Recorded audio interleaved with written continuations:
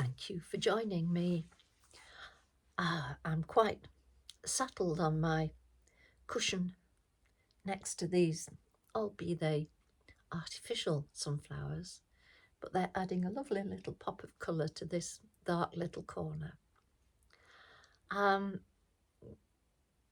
that's one theory. The truth is that getting up is going to be a whole lot harder than getting down was.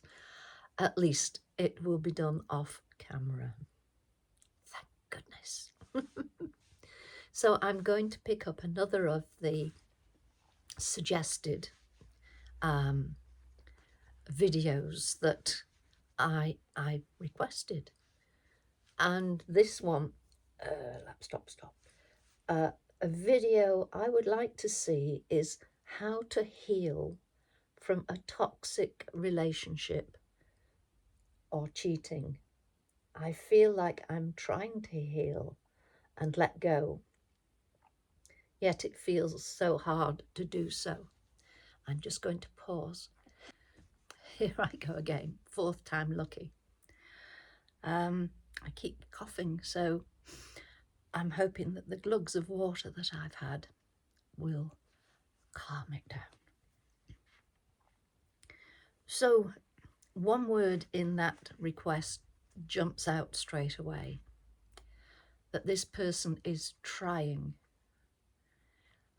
I get this word thrown into so many questions, and I have done a video on it before, so I'll include the link in the blurb underneath, that if we're using that word, there are the implications that we might not succeed.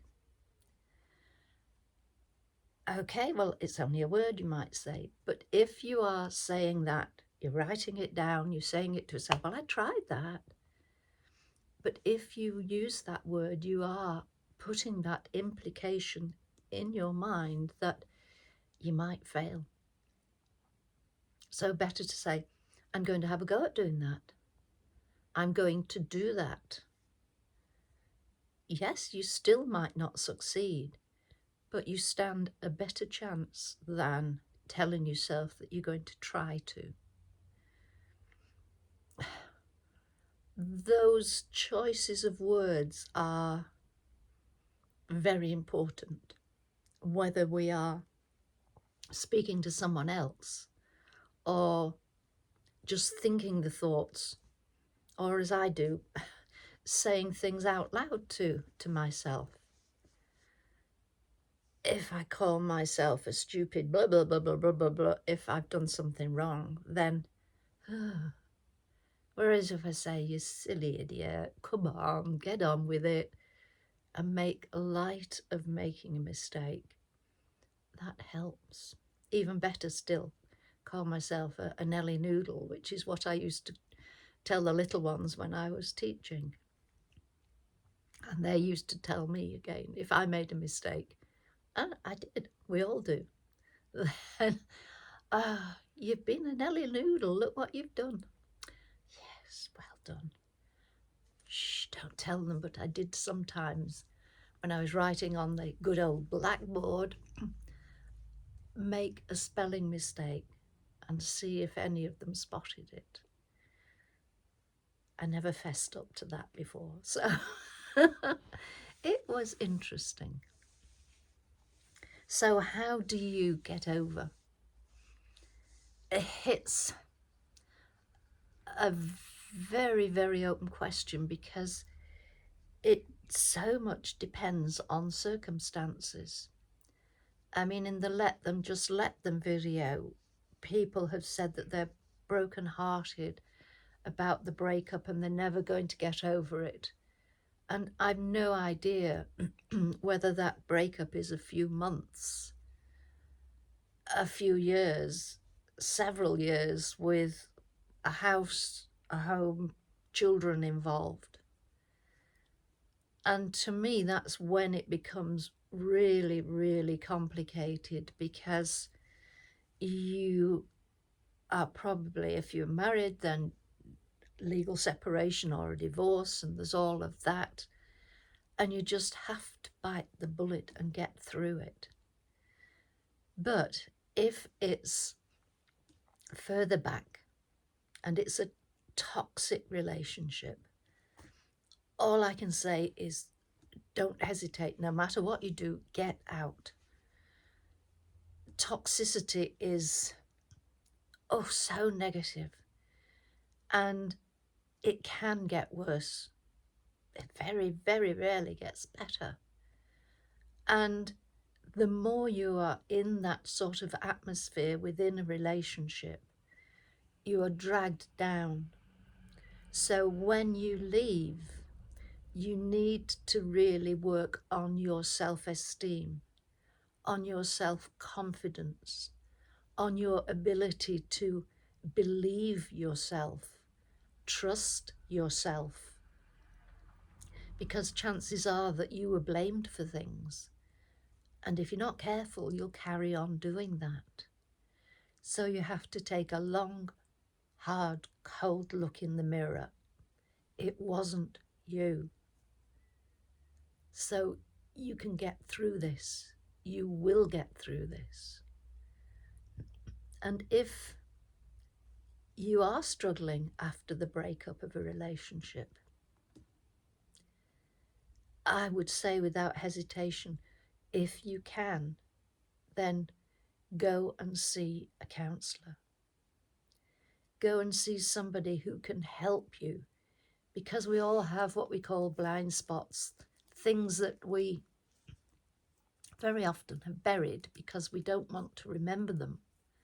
But those can be key issues in getting us moving forward again. And a therapist will help to draw those out and work through them with you. Not what you did wrong, but what you can do to help yourself. Give you ideas that you can choose from. It's not them saying, well, you've got to do this. That's not what counselling's about. It's getting you to think of what you can do when they've given you some input.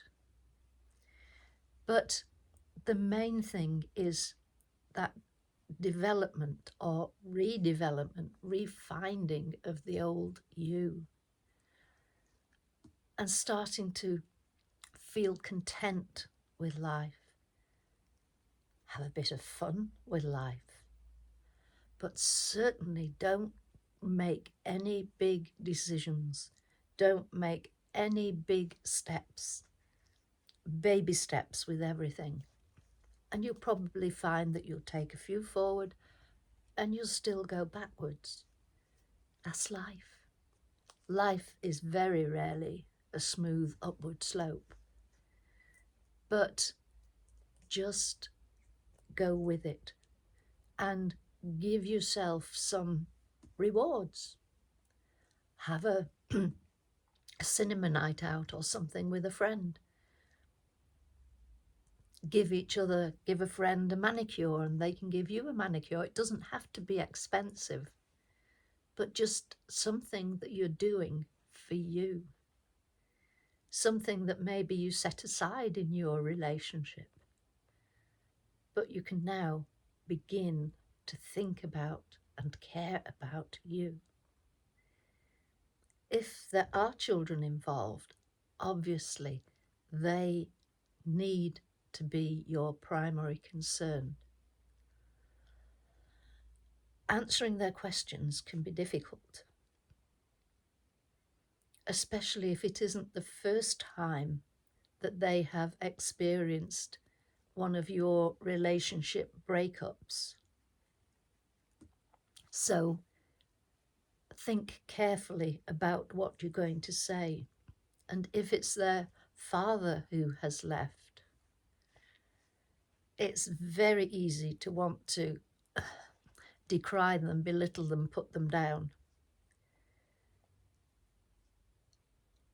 They can hear the truth later on when they're grown up, but not when they are young, because it's important for them to still have some sort of relationship So long as it is safe, it is not toxic.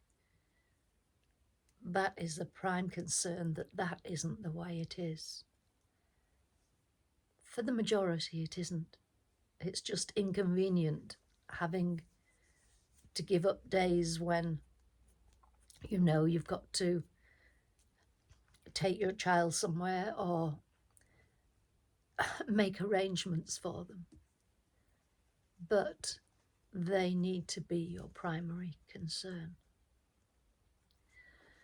So, on that note, that really is just a very, very whistle-stop tour, because so much depends on the individual circumstances. But the main thing is baby steps. Give yourself a pat on the back for having got out of a bad relationship, a toxic one, and slowly begin to plan. Take care. Take the very best care of yourself that you can. Bye for now. Bye.